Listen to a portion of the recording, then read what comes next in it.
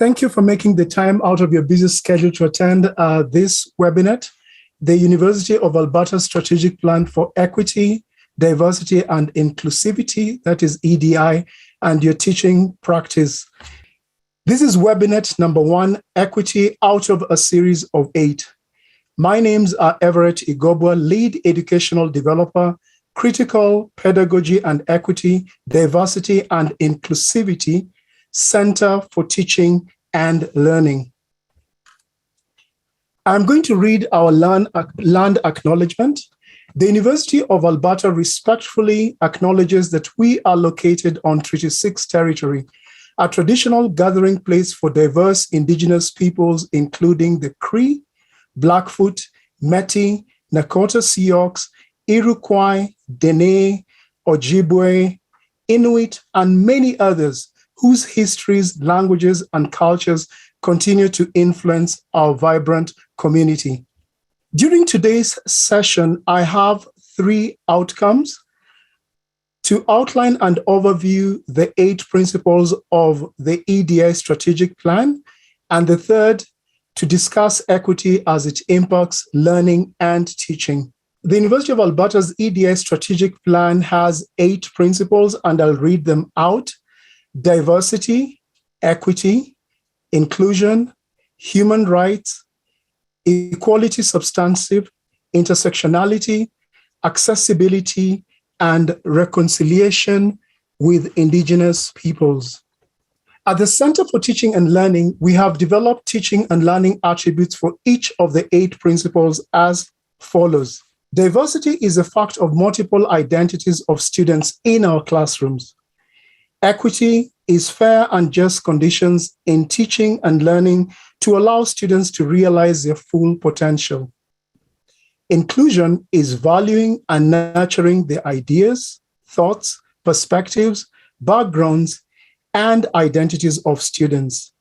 Human rights are fundamental rights in the classroom to be and belong as who we each are as whole people. Equality substantive means consciously addressing the range of conditions that deny equity to individual students and student demographics in the classroom. Conditions that create opportunities for identify disadvantaged students in the classroom. Intersectionality is a way that individual axes of oppression compound and interweave in who each person is in the classroom, and how these axes never exist separate from each other, but always interlocked. Accessibility is physical, pedagogical, and administrative structures designed and redesigned to foster, facilitate, and empower student success.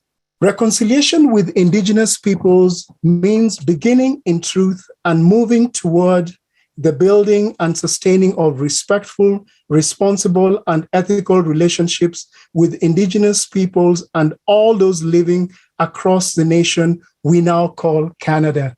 So in our EDI strategic plan, equity is defined as follows. Equity is about fairness in access to education and employment in the opportunity to succeed in these domains.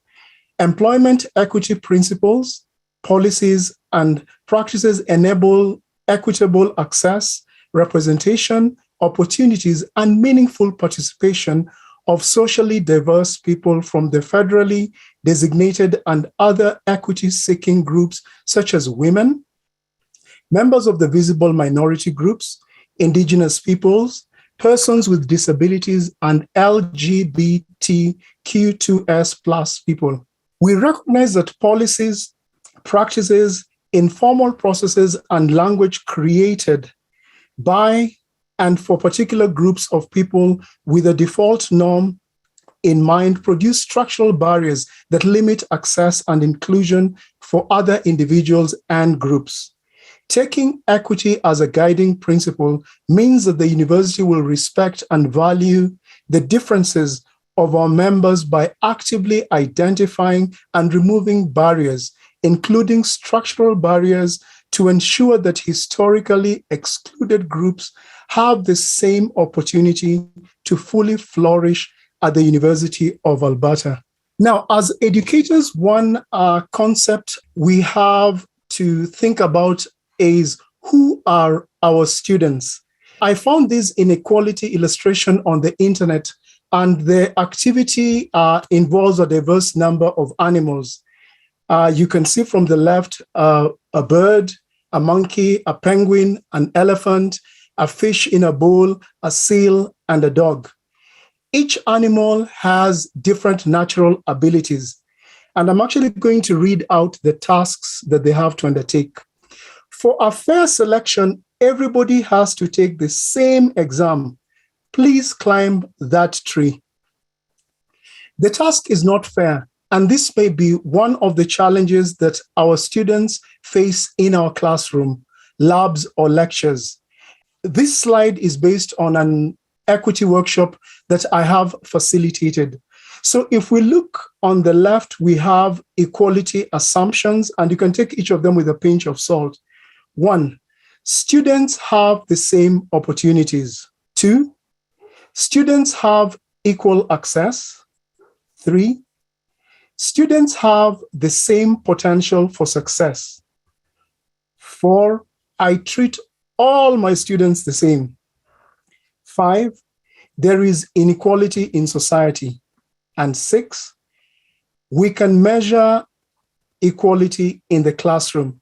Nurturing equity in the classroom, I have 7 attributes that I have identified, and I will read them out, and I'll just remind us that the CTL is able to partner with you to nurture EDI in the classroom, and you can just send us a consultation request. So I'll quickly read them and sort of just give one thought for each of them. 1, identify barriers that exist and removing them.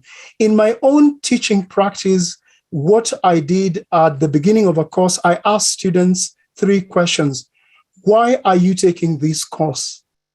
And the second question was, how will you contribute to this course? And the third question was, what may stop you from being successful in this course? And in navigating the 3 questions, I was able to identify the barriers and look for support where possible to assist my students. The second one is fairness in terms of outcomes or competencies. For this one, given diversity of students in the classroom, using differentiated learning may assist to nurture student success. Number 3, accommodation policies. I find that these policies enshrined in your syllabus may be tailored to support student success in meaningful ways. Number 4, how do we value differences between students? One way to explore this is to conduct a needs assessment. And this may be an avenue to explore in order to support the needs of the diverse students you have in the classroom. Now, some of the strategies you could take would be course design and redesign. In so doing, you would level the playing field, like looking at EDI, looking at incorporating EDI in your outcomes, and looking at assessments that support students' learning, and especially authentic assessments. You might also want to explore the Universal Design for Learning, UDL, as a way to navigate EDI in the classroom. And also in your teaching practice, something that you may want to do is look at peer mentoring through concepts like group work and team-based learning. Some things you could also do, flipping the classroom and the use of open educational resources. OERs are amazing because economically they do not cost the students anything as opposed to textbooks. Another strategy is critical pedagogy. Many of you might know Paulo Freire, 1921 to 1977, who is a critical pedagogy educator and wrote a foundational monograph in critical pedagogy called Pedagogy of the Oppressed in 1969. I'm just going to read a quote from chapter 2 of page 72 at the bottom. And I read, education must begin with the solution of the teacher-student contradiction by reconciling the poles of the contradiction so that both are simultaneously teachers and students. So in chapter 2, the banking concept is introduced. At this point in time, students were deemed empty vessels, or in the Latin, tabula rasa, while the teacher or the professor was looked at as the sage on the stage. So what Paulo Freire is trying to advance here is to democratize pedagogy using collaborative learning and student-centered learning in the classroom.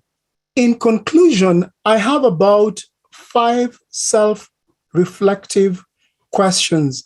And in thinking about these questions, one parameter to put in mind is social location. And by social location, I mean social class, ethnicity, gender, race, religion or belief system, sexual orientation, privilege, or oppression. So the questions are as follows. 1, how does my own social location shape my mindset about teaching and learning, the students that I am serving, and my pedagogy? 2, what do I need to know about what I don't know about culture, power, difference, and where can I learn this material? 3, how can I be a more critically conscious educational leader and teacher? So in navigating these questions, we're trying to look at gaps in consciousness. We're trying to look at maybe ways you need to cover up or to stretch your imagination regarding equity and impairments. And as educators, much like students, we're trying to unlearn, learn, and relearn, and looking at education as a continuous process. Now, I found this illustration on the internet, and it's a continuum from left to right. Left being, the extreme left, you have the reality, and the extreme right, you have justice. And if we just study this illustration, for reality, one gets more than is needed, while the other gets less than is needed, contributing to a huge disparity created. For equality, the assumption is that everyone benefits from the same supports. This is considered to be equal treatment. If you look at equity, everyone gets the support they need, which produces equity. And finally, justice. All three can see the game without support or accommodation because the cause or causes of the inequity was addressed. The systemic barrier has been removed. Thank you.